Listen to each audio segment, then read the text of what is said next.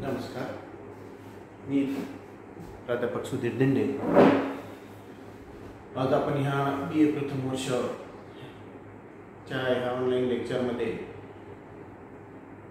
मागे 2 लेक्चरमध्ये आपण स्कोप ऑफ पब्लिक ॲडमिनिस्ट्रेशन लोक प्रशासनाची व्याप्ती ही या ठिकाणी अभ्यासली आहे। आज ह्या ठिकाणी आपण ही लोक प्रशासन एक कला आहे, शास्त्र आहे। लोक प्रशासन एक तत्वज्ञान आहे, विकसित ज्ञानशाखा आहे। सोबतच लोक प्रशासन एक शास्त्र, लोक प्रशासन एक व्यवसाय, लोक प्रशासन एक प्रक्रिया, या इत्थंभूत बाबी ह्या लोक प्रशासनाच्या स्वरूपाबाबत आपण या ठिकाणी जाणून घेतले। आज आपण काही लोक प्रशासनाबाबत विचारवंतांमध्ये जे मतभेद आहेत आणि या मतभेदानंतर काही बाबी यामध्ये ह्या सामायिक असलेल्या, आपल्याला या मतभेदामध्येही काही बाबी सामायिक असलेल्या या ठिकाणी लक्षात येतात आणि ह्या बाबींच्या अनुषंगाने आपण या ठिकाणी लोक प्रशासनाचं स्वरूप हे कसं अधिक स्वरूपात या ठिकाणी स्पष्ट होऊ शकेल ही बाब आज या ठिकाणी बघणार आहोत। लोक प्रशासनाचे स्वरूप चांगल्या पद्धतीने समजून घेण्यासाठी या मुद्द्यांचा या ठिकाणी विचार करणे मोठ्या प्रमाणावर क्रमप्राप्त ठरते। लोक प्रशासनाचे स्वरूप अधिक पद्धतीने या ठिकाणी या मुद्द्यांच्या आधारे हे स्पष्ट होते। हे मुद्दे म्हणजे एक पहिलं विश्वव्यापकता। आपण बघतो की लोक प्रशासन हे इतकं व्यापक आहे की आजच्या घडीला जगामध्ये कोणताही देश हा त्या ठिकाणी लोक प्रशासनाचं अस्तित्व नाही असं नाही, तर त्या ठिकाणी लोक प्रशासनाचं अस्तित्व हे असलेलं आपल्याला दिसून येते। यामध्ये महत्त्वाची बाब म्हणजे काही स्वरूपात त्यांच्या वैशिष्ट्यांमध्ये प्रत्येक ठिकाणी बदल असू शकतो। ज्या पद्धतीनं शासन व्यवस्था ही त्या देशामध्ये स्वीकारण्यात आलेली असेल त्या पद्धतीनं किंवा त्या अनुषंगानं त्या ठिकाणी त्या देशामध्ये लोक प्रशासनाची वैशिष्ट्ये ही आपल्याला आढळून येतात। यामध्ये लोक प्रशासनाच्या स्वरूपाचा विचार करताना सर्वप्रथम एक गोष्ट आपल्या लक्षात घ्यावी लागेल की आणि ती म्हणजे लोक प्रशासनाची असणारी विश्वव्यापकता। प्राचीन काळापासून आजपर्यंत लोक प्रशासनाची प्रक्रिया ही सातत्याने अस्तित्वात असलेली आपल्याला दिसून येते। असं म्हणण्यात येते की मानवी संस्कृतीसोबतच लोक प्रशासनाचा उदय हा झालेला आहे। राज्य व शासन जेव्हापासून जेथे जेथे अस्तित्वात आले तेव्हापासून तेथे तेथे लोक प्रशासनाची प्रक्रिया ही हिचं अस्तित्व त्या ठिकाणी असलेलं आपल्याला दिसून येते। राज्य कोणत्याही प्रकारचे असो, कोणत्याही काळी असो आणि जगाच्या कोणत्याही ठिकाणी असो, प्रत्येक राज्यात लोक प्रशासन हे अस्तित्वात असतेच। राज्य कोणत्याही स्वरूपाचा असो, लोकशाही स्वरूपाचा असो, राजशाही स्वरूपाचा असो, अध्यक्षीय स्वरूपाचा असो, त्याचबरोबर तो देश जगाच्या कोणत्याही कोपऱ्यात असो, कोणत्याही ठिकाणी असो, तर त्या ठिकाणी लोक प्रशासनाचं अस्तित्व हे असतेच। तसेच संघटनेविषयी, कर्मचारी प्रशासनाविषयी किंवा आर्थिक प्रशासनाविषयी जी काही सिद्धांत मांडले जातात ते सर्वच राज्यात अस्तित्वात असतातच। उदाहरणार्थ आपण बघतो अधिकारपद परंपरा। लोक प्रशासन आलं म्हणजे त्या ठिकाणी अधिकारपद परंपरा ही असणारच। अधिकार पदपरंपरेमध्ये विविध स्वरूपाची पदे, विविध वेतन, अधिकार, कार्य, कर्तव्य असणारी विविध स्वरूपाची पदे श्रेणीबद्ध पद्धतीने वरून खालपर्यंत हे प्रतिबंधित केलेले आपल्याला दिसून येते आणि या व्यवस्थेला आपण अधिकार परंपरा असं म्हणतो. या ठिकाणी जिथे लोकप्रशासनाचं अस्तित्व आलं त्या ठिकाणी हे अधिकार परंपरा हिचं अस्तित्व असलेलं आपल्याला दिसून येते. त्याचबरोबर श्रम विभाजन या तत्वाशिवाय कोणत्याही स्वरूपाची संघटना ही अस्तित्वातच येऊ शकत नाही. जर कोणताही एक ठराविक उद्देश साध्य करण्यासाठी ज्या वेळेस संघटना स्थापन करावी लागते त्यावेळेस तो उद्देश साध्य करण्यासाठी कोणकोणत्या स्वरूपाची कार्य ही करावी लागतात याचा प्रथम प्राधान्यक्रमाने विचार करावा लागतो आणि त्यानंतर ती जी सर्व स्वरूपाची कार्य करावयाची आहेत ती सामान्य स्वरूपाची असो, क्लरिकल असो, टेक्निकल असो, मॅनेजरियल असो, या सर्व ऑपरेशनल असो, या सर्व प्रकारची कार्यांचं विविध गटांमध्ये विभाजन करण्यात येतं आणि मग त्यानंतर त्या ठिकाणी प्रत्येक स्वरूपाची जबाबदारी ही काही कर्मचारी अथवा कर्मचाऱ्यांच्या समूहाकडे देण्यात येते. अशा पद्धतीने हे श्रम विभाजन याचं तत्व सुद्धा त्या ठिकाणी अस्तित्वात असतं. जिथे लोकप्रशासन आहे त्या ठिकाणी संघटना आहे, त्या ठिकाणी श्रम विभाजनाचा सिद्धांत हा त्या ठिकाणी अस्तित्वात असतो.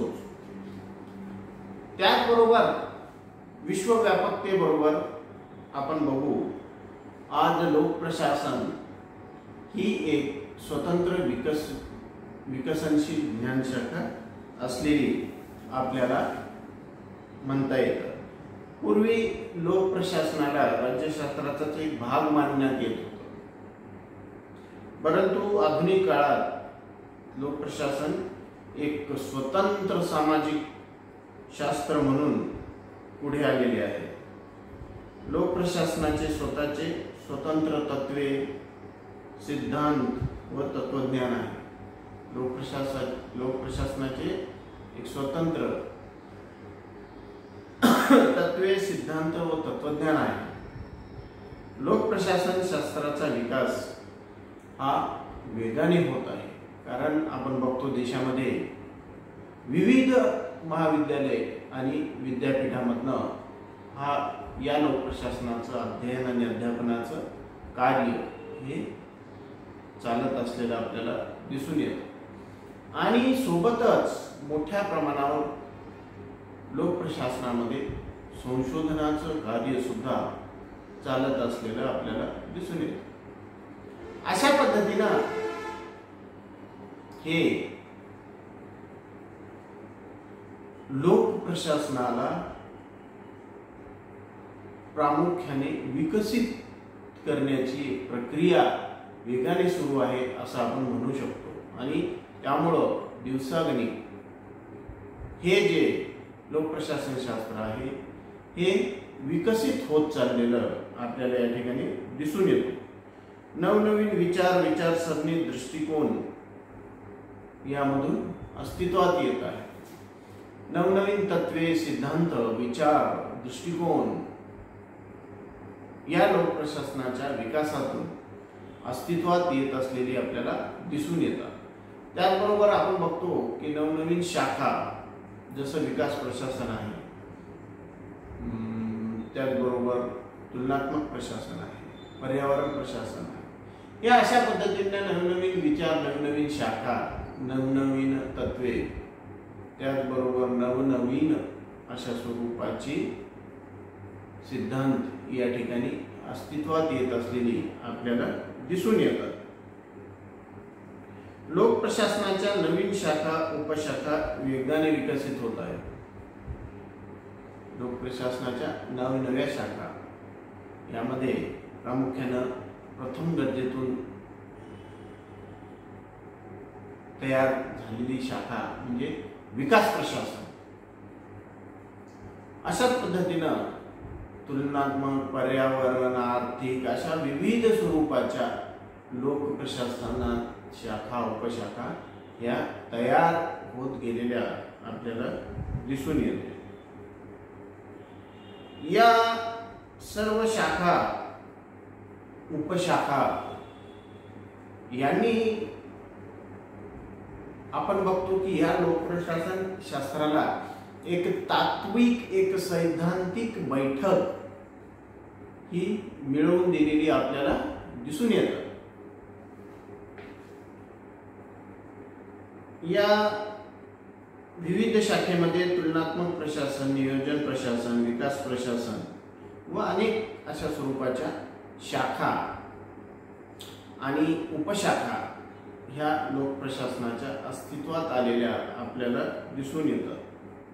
अनेक नवीन अभ्यासक्रमांची भर लोक प्रशासनात पडत चालली आहे. नवनवीन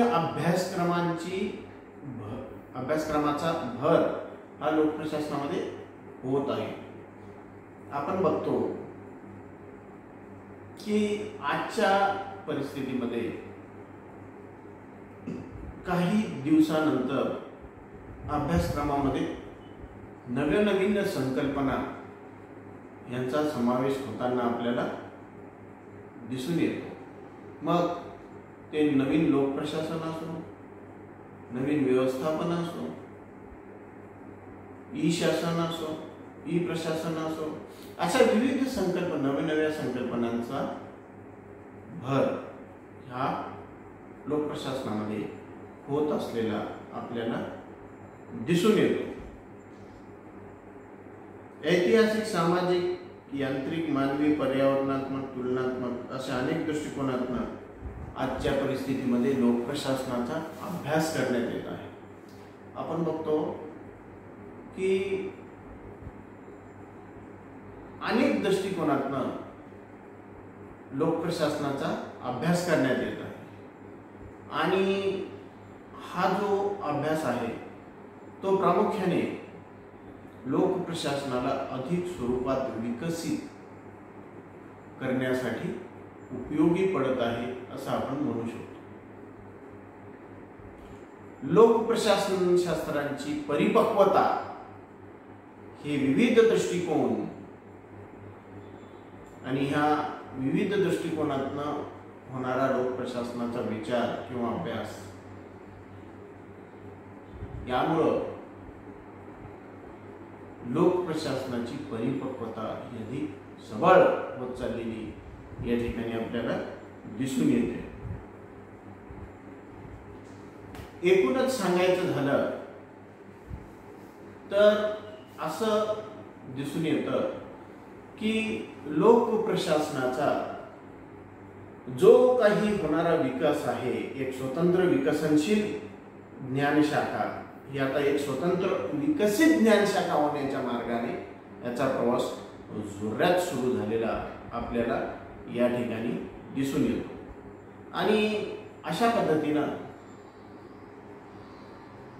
लोक प्रशासन एक स्वतंत्र ज्ञानशाखा म्हणून आज मान्यता पावली आहे आणि याचा परिपाक म्हणजे देशामध्ये अनेक महाविद्यालय विद्यापीठातून लोक प्रशासनाचं अध्ययन व अध्यापन होत असलेलं आपल्याला दिसून येतं.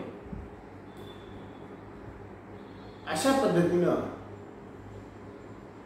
लोक प्रशासनाच्या स्वरूपामध्ये आपण ह्या लोक प्रशासनाची विश्वव्यापकता आणि सोबतच ह्या लोक प्रशासनाची एक स्वतंत्र विकसित ज्ञानशाखा या बाबत आज आपण या ठिकाणी बघितलेलं आहे.